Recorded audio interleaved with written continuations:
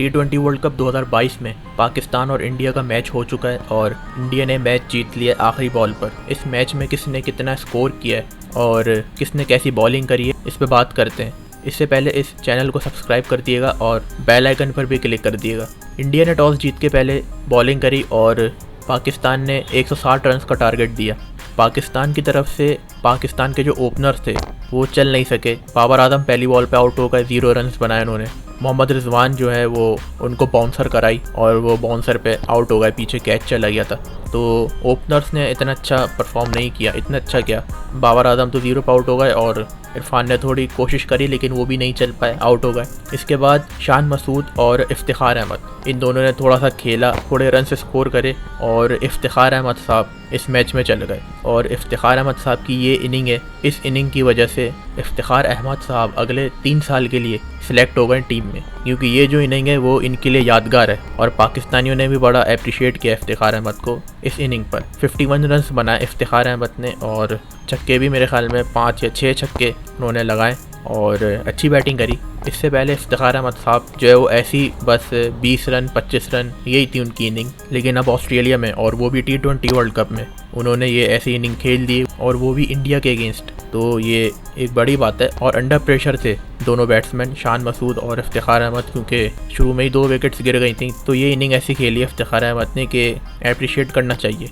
और अब इस इनिंग की वजह से उनकी टीम में जगह और पक्की हो गई। और शान मसूद की बात करें तो शान मसूद ने हाफ सेंचुरी बनाई और जिस तरीके से उनको खेलना चाहिए था अंडर प्रेशर में उन्होंने वैसे ही खेला और बैटिंग ज़रा समझ के करी, बॉल्स को देख के मारा शॉट और ऐसे अंधाधुंध शॉट नहीं मारा है कि बॉल आया और बल्ला घुमा दिया। ऐसी इनिंग्स की ज़रूरत थी ऐसे अंडर प्रेशर में। शान मसूद और इफ्तिखार अहमद ने तो अपनी तरफ से बैटिंग कर ली और स्कोर भी आ गया था टीम का। और फिर ये जब आउट होते हैं दोनों बैट्समैन तो फिर शादाब खान आते हैं और इसके बाद हैदर अली आते हैं, दोनों आउट हो जाते हैं। वो शॉट मारने के चक्कर में दोनों आउट हो गए। फिर इसके बाद और आउट होते चले गए और 8 आउट हो गए थे पाकिस्तान के मेरे ख्याल में। इंडिया की बॉलिंग की बात करें तो इंडिया की बॉलिंग में अर्शदीप सिंह ने 3 विकेट्स ली और मेरे ख्याल में 30 से ज़्यादा रन्स दिए 4 ओवर में। और एक नॉर्मल स्पेल था ये, बस उनके 19वें ओवर में थोड़े रन्स आ गए। उन्होंने बाबर आजम को आउट किया और रिजवान को भी आउट किया अर्शदीप सिंह ने। तो अच्छी बॉलिंग कराई अर्शदीप सिंह ने। और भुवनेश्वर कुमार की बॉल जो है वो स्विंग हो रही थी और वो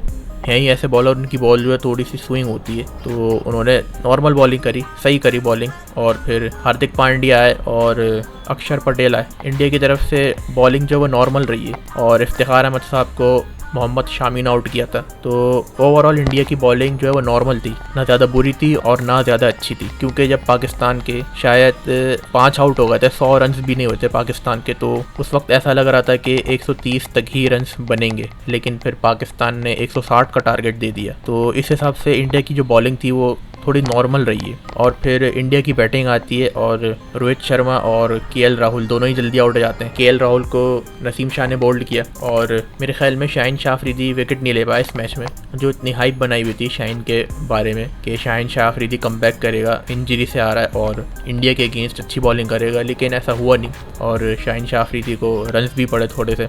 इंडिया के जब 2 आउट हो गए थे तो फिर विराट कोहली और सूर्य कुमार यादव ने खेलना शुरू करा और ऐसे ही 31 या 33 रन पे 4 आउट हो गए थे इंडिया के। और इस वक्त से ऐसा लग रहा था कि मैच इंडिया के हाथ से गया, लेकिन फिर विराट कोहली और हार्दिक पांड्या ने खेलना शुरू करा और 100 से ज़्यादा रन्स की पार्टनरशिप बनाई। और विराट कोहली की बात करें तो विराट कोहली ने जिस तरीके से खेला है इस मैच में, 82 रन्स स्कोर करे हैं उन्होंने और एक मैच विनिंग इनिंग खेली है विराट कोहली ने। और उनसे एक्सपेक्ट भी यही था और इंडियन फैंस को विराट कोहली से उम्मीद भी ऐसी थी कि वो ऐसा ही परफॉर्म करेंगे। और जब जब पाकिस्तान और इंडिया का मैच हुआ है, ऐसे बड़े मैचेस में विराट कोहली ने हमेशा परफॉर्म किया है, सिवाय चैंपियंस ट्रॉफी के फाइनल में। और हार्दिक पांड्या भी अच्छी बैटिंग कर लेते हैं। तो हार्दिक पांड्या और विराट कोहली दोनों मैच ले गए और इन दोनों ने पाकिस्तान से मैच छीन लिया। और मेरे ख्याल में जब 4 आउट हो गए थे इंडिया के तो उस वक्त ही पाकिस्तानियों ने शायद ये सोचना शुरू कर दिया था कि अब मैच हमारा है। तो प्लेयर्स जो थे पाकिस्तान के, उन्होंने मैच को थोड़ा हल्का लेना शुरू कर दिया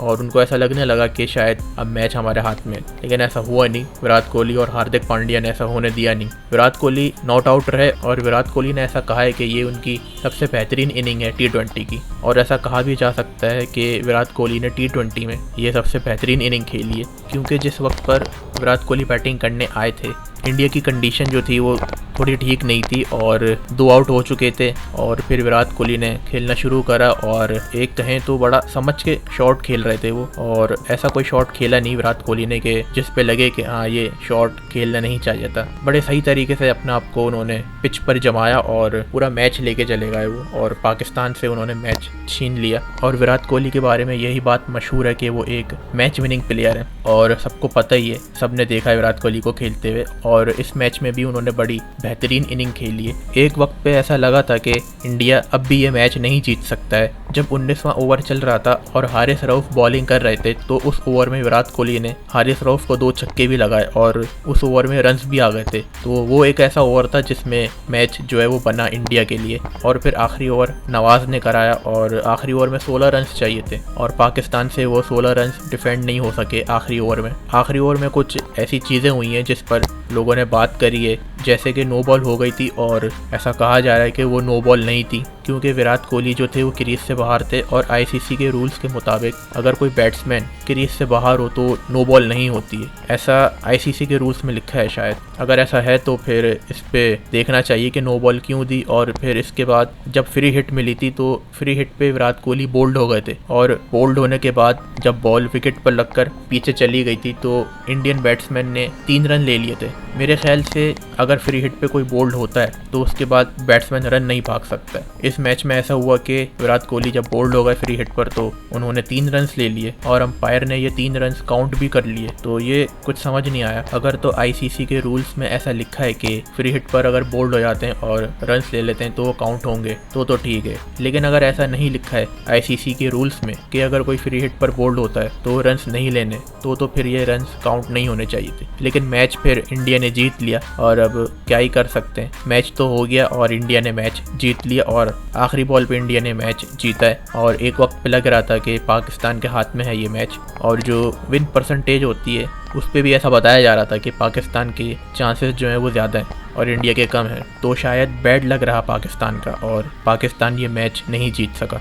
बाबर आजम की कैप्टेंसी के हवाले से भी बातें हो रही हैं कि सही से कैप्टेंसी नहीं करी है और कुछ गलतियां की हैं बाबर आजम ने। तो अगर तो ऐसा है तो बाबर आजम को सीखना चाहिए इन गलतियों से। वो ऐसे हैं भी कि अपनी गलतियों से सीखते हैं और पूरी पाकिस्तान टीम को सीखना चाहिए कि इस मैच में क्या गलती हुई है। और आखिरी ओवर की बात करें तो नवाज का चेहरा देखकर ही लग रहा था कि वो नर्वस हैं और ऐसा हुआ भी। नवाज साहब नर्वस थे और 16 रन डिफेंड नहीं हो सके और इंडिया ने आखिरी ओवर में 16 रन बना लिए। तो वो दिख गया था नवाज के चेहरे से कि नवाज जो है वो नर्वस है। तो ऐसा हो जाता है, बड़े से बड़ा बॉलर जो है वो नर्वस हो जाता है। और आखिरी ओवर में ऐसा हुआ है कि बॉलर को रन्स पड़ गए हो और सामने वाली टीम मैच जीत गई हो। तो ये कोई नई बात नहीं है, हो जाता है ऐसा। तो पाकिस्तानी टीम से जो गलती हुई है, पाकिस्तानी टीम वो गलतियों से सीखेगी। इंडिया ने मैच जीत लिया है, अब आगे देखते हैं कि इस वर्ल्ड कप में क्या होता है, क्या सिचुएशन बनती है आगे मैचेस की और कौन आगे जाएगा और कौन आगे नहीं जाएगा। तो अभी तो वर्ल्ड कप बाकी है, तो अभी तो पाकिस्तान और इंडिया का एक मैच हुआ है और पूरा वर्ल्ड कप बाकी है अभी। तो आगे जाके देखते हैं कि क्या होता है। इस वीडियो को लाइक ज़रूर कर दिएगा और इस चैनल को भी सब्सक्राइब कर दिएगा।